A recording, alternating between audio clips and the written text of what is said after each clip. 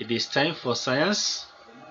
Standard 8 candidates, welcome for the lesson. Our lesson today is about adaptations of animals. Before we proceed, we want to see what is the meaning of adaptation. Adaptation is a survival mechanism, the way animals survive. Animals can adapt to 1. Feeding. This is the mode of eating. Movement, that is locomotion from one place to another. 3. Protection. Protection is the way they protect themselves when they have seen an enemy. Based on feeding habits, mammals can be classified into 3 categories, namely herbivorous, carnivorous, omnivorous. Candidates, we have classification of feeding habits depending on food eaten, teeth, that is the number of teeth, and the jaws. We have the lower jaw and the upper jaw. Candidates, herbivorous. Herbivorous, these are animals that feed on plants, materials. They are classified as ruminants and non-ruminants. Pupils. Ruminants, these are the mammals which chew cud. Non-ruminants, they do not. Animals are that chew cud, we call them ruminants. Their stomach are divided into 4 chambers, namely rumen, reticulum, omasum, and opomasum. Candidates, digestion of ravages takes place in the lumen.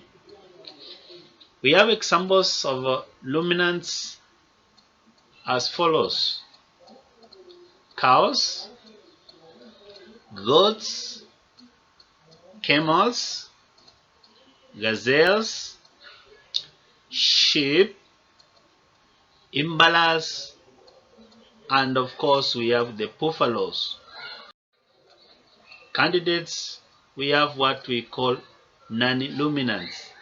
Non-ruminants, these are animals that do not chew cud, yet they feed on vegetables. Vegetables, when we talk about vegetables, these are green materials.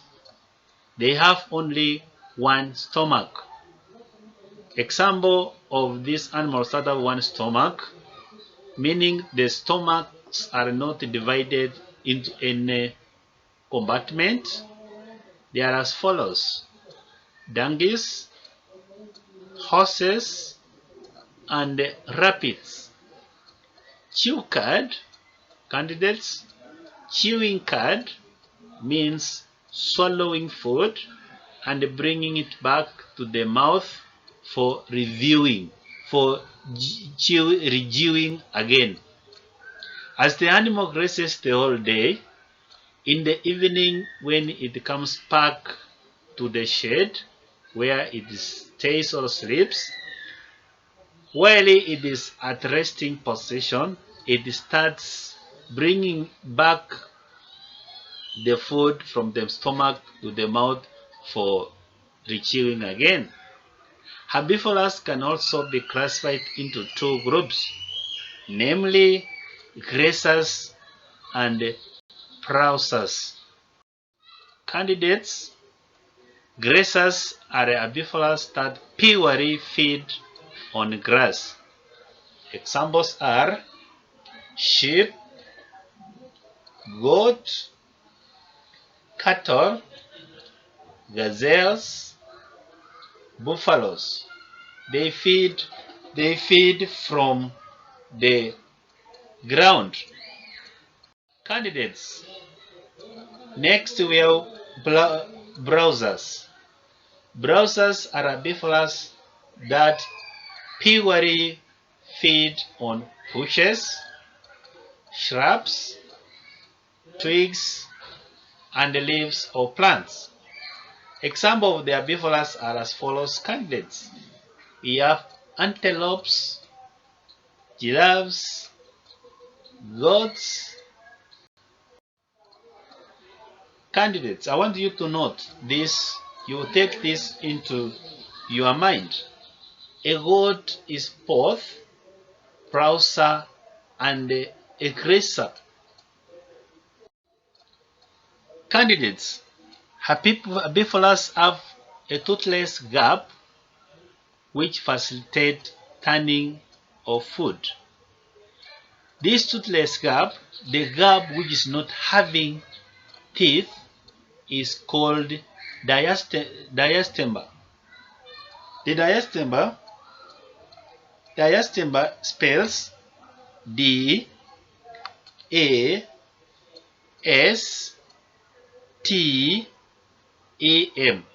Diastema. They have no incisors on the aperture.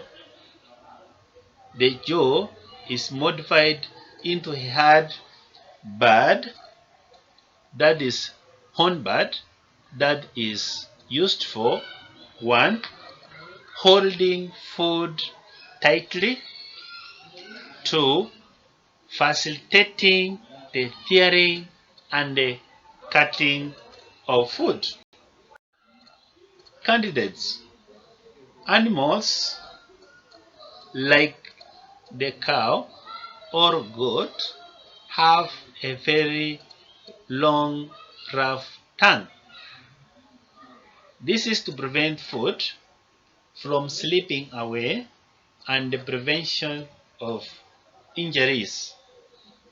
Candidates. The tongue is very long to enable the animals to hold the food. The giraffe has a long neck so that it easily reaches the branches. Candidates, if you look on the screen, that is a picture of a gazelle, of a giraffe. A giraffe has a long neck. That is the only animal which is long-necked. Why is a giraffe having a long neck?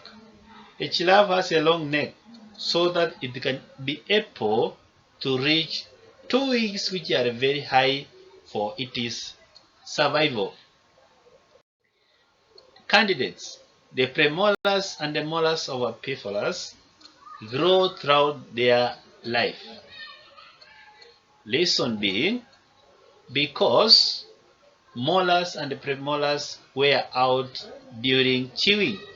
As they chew, the molars and the premolars get worn. If they get worn, they fall off, they are going to grow. That's why we say the premolars and the molars of herbivores grow throughout their life. Candidates. We move to the premolar wear out during the chewing. We have a hornbird figure, and on the hornbird figure, if you look on the picture on your screen, you can be able to see the diastema. The diastema, we have said, it is the space where teeth does not grow. On the forefront, where we have the hornbird, that is the upper jaw. Then on the upper jaw, we have the diastema. The lower jaw, at the front of the mouth, we have incisors. Incisors, immediately after the incisors, we have premolars. Under the pack, we have molars. Candidates, we move to carnivorous. Carnivorous, the spellings of carnivorous is CARNIVOROUS.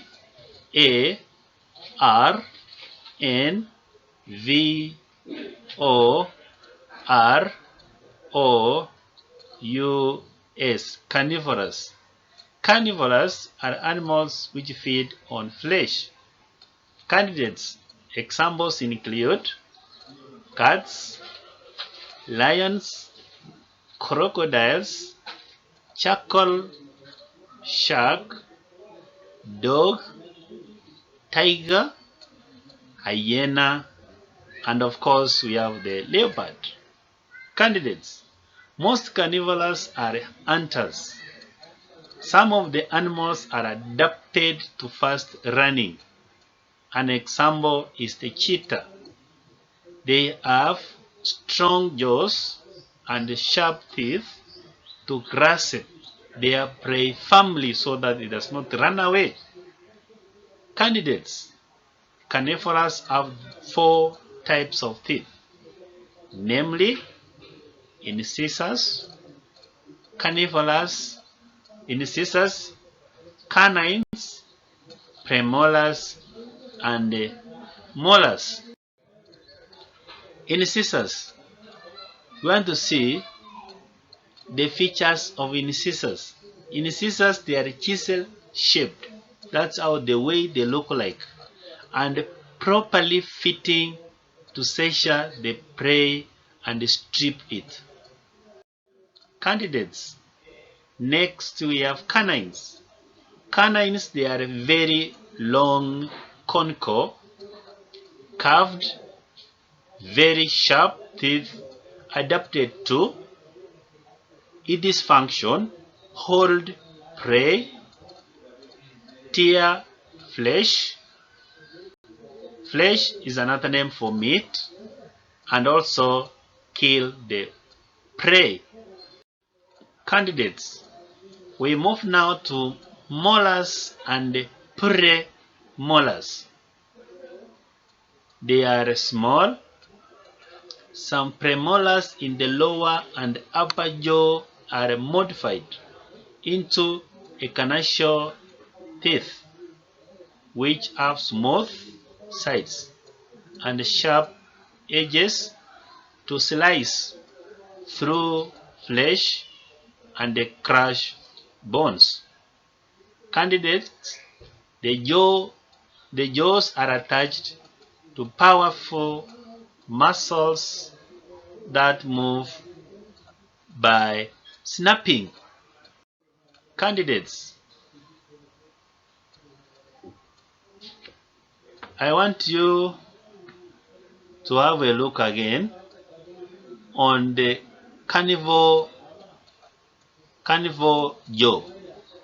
The carnivore jaw, if you look at the upper jaw, the picture on your screen, the upper jaw at the front we have incisors, followed by canine. We have canine on the upper jaw and the lower jaw.